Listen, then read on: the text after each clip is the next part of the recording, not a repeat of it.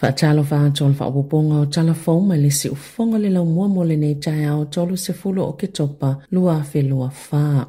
O tu ina atu faafautuanga le malo ni suwinga i le malienga i le vama le New Zealand Post. Ina ia faititia le ta ilua aso le vai aso e ti livai meli inu uitua a ta itolu aso le vai aso inu ue lata i a aipo taulanga. O le taimine e ta ifa atolu le vai aso o na ti liva meli inu uitua a ta ifa alima i le vai aso monu utu lata i a aipo taulanga. Na faalia le mtanga alwenga o pisenisi faafutunga o mae fau mga alwenga po o le embi o le lua aves fultolu le taimi mulimuli na ilo aile a pepa o ngā luenga ua io e ina faaltola fono. Masafa atolanga ina e toi ilo le tausanga i lua afis fulvalu. Peitai na toi tu watu ile tausanga i lua afi lua faa. Na ta ua le mtanga luenga talu maile ilo nga mulimuli ua te le lava le suenga fisota inga faate konolosia ni usila o le tausanga i lua afi lua. E tu sama le piliona ni meli maafifi na ui atu le New Zealand Post ile tausanga o le tausanga faaltupe talwai. E tu sama le selau valus fulfitu miliona meli maafifi ma ua yele talitonunga e o atu ile tausanga lua afi lua valu ua pa uifo ile selau ma le fitu miliona leo fa ingo meli maafifi o le taiminei o lo tu ua vanoa le matanga alwenga moni fina ngalo faali e winga ile afuafuanga. Na faalie se faya o nga Wellingtone ua yamata wina le si itio le tulanga popole ma le faa atu o tamaiti e sue i le NCEA a faa o li maya lato suenga o Karen Boyce o le ofisa silo le Spectrum Education e fisosani i tamaiti le fainga o lato mea onga masaya faalia e matuala ngona lava le momomo le loto i le popole ma le atu o tamaiti i le ngata o whanau ai faapia fo i maatua ma o le mawalungo le tulanga popole o lo iai whanau walata la vaina o le tūlanga e le mawhaiona toi whai se ngā yoinga. Ma e pei o se whaama i pipisi le taimi nei, ai o langona la vai e tutupu ini taimi o ni mea te le whaapea o whautua ngā boys mo whanau e tau tu i titia i le popole o le toi fo ia wa ai su e ngā whaataitai ma oa o vaenga e le o iloa. O le telo whanau wa onga e o i whale matoia oa o mea ua lato iloa ma mau wai le taimi pe o nei e sao noa aia oa o vaenga e le o iloa ma vaenga na sese ai ia whaonga fo ini tu ai ngā me tutia ese e a oa o ai ma aua le whaatali i le taimi muli.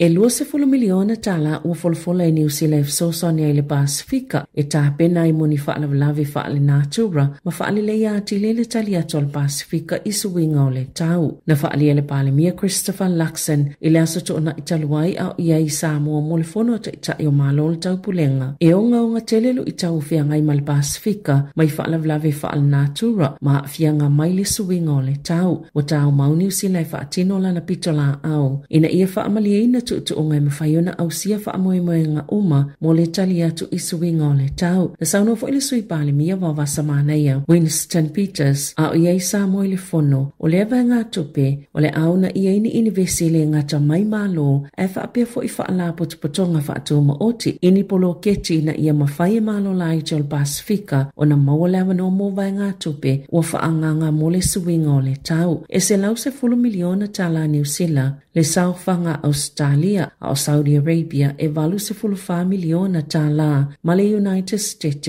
e 4 miliona tala pe a whaaliliu i tupe New Zealand. Na whaalile a soana nafi le tali o Luxon e pui tu a inga e whaasanga le whainga malo so whaatasi i folofolanga i fia ausia i suwinga o le tau. Na fisilingia po o solonga le lei lava le ono ausia o ia folofolanga na tali Luxon o lo lantou tomo whai e whaile me ngata mai ai lo lantou mawhai e whaalau ilo le whaingo le tausanga le pāketi lo na lua le ta ilima tausanga ma whaatulanga e lalo fuafuanga fia ausia le tausanga lua afe 50 mo le whaititinga o le kāpone o na amata lo leo le pāketi lo na tolu. Sa ia pui fo ila na whai unga na leo o ai le vaenga tono lo ngoto i le HMNZS mana wanui i le a au i tawhitoala e le imaoso na taime tala noa i tangata o lo o a afia e sa siasi le no fuanga lo whaamautu ai ngā luenga New Zealand mo le mana wanui ma tala noa i sui le malo Sāmoa i lea mata upo.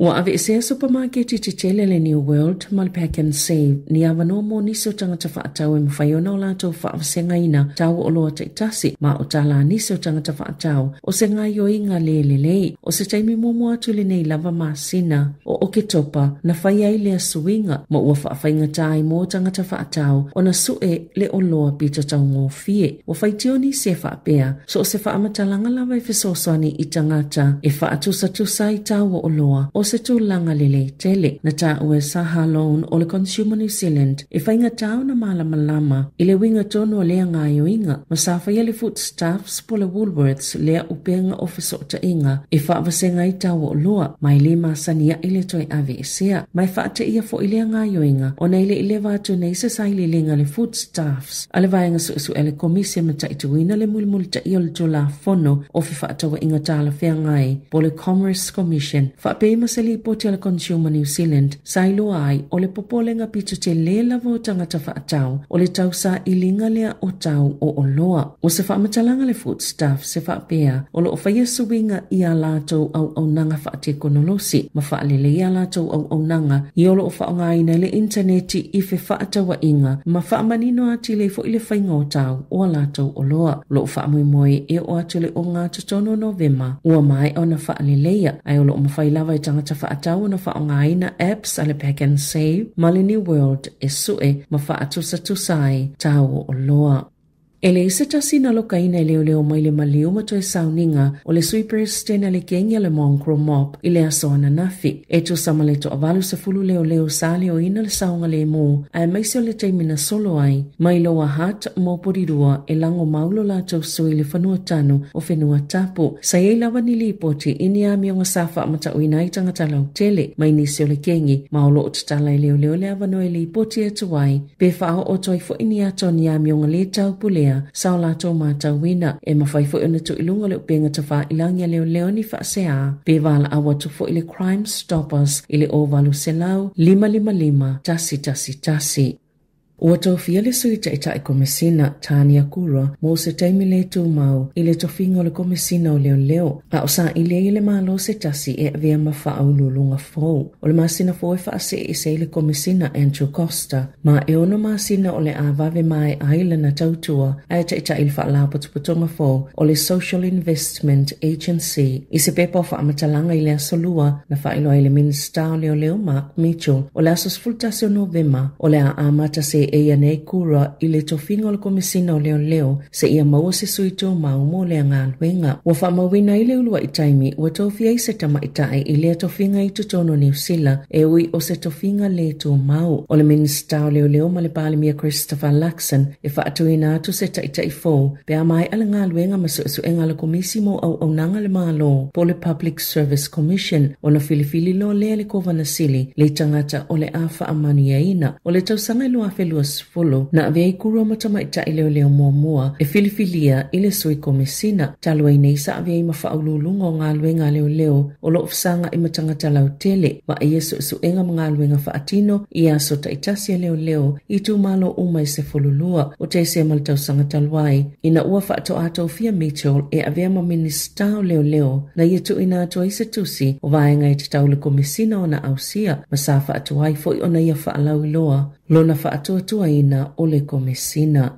I taalonga, e tasi le suinga ua whaia le au lakapiliki le Kiwis mo le taalonga matonga le taamilisanga o whanga solo o le Pacific Championship e le oteleni suinga o whaia le whaiaonga Stacey Jones mo le taalonga i le astona ai i au kilani ma o se taalonga i te tauna manu malo ai o le amatali o Thompson le ana whaasala e le ia i le taalonga mo i le asusa le ana whaia ina i le Kiwis ia Australia o na sa whaasala i sana pu e mawalunga i le taalonga mulimuli le Newcastle Knights i le taamilisanga sanga o le NRL.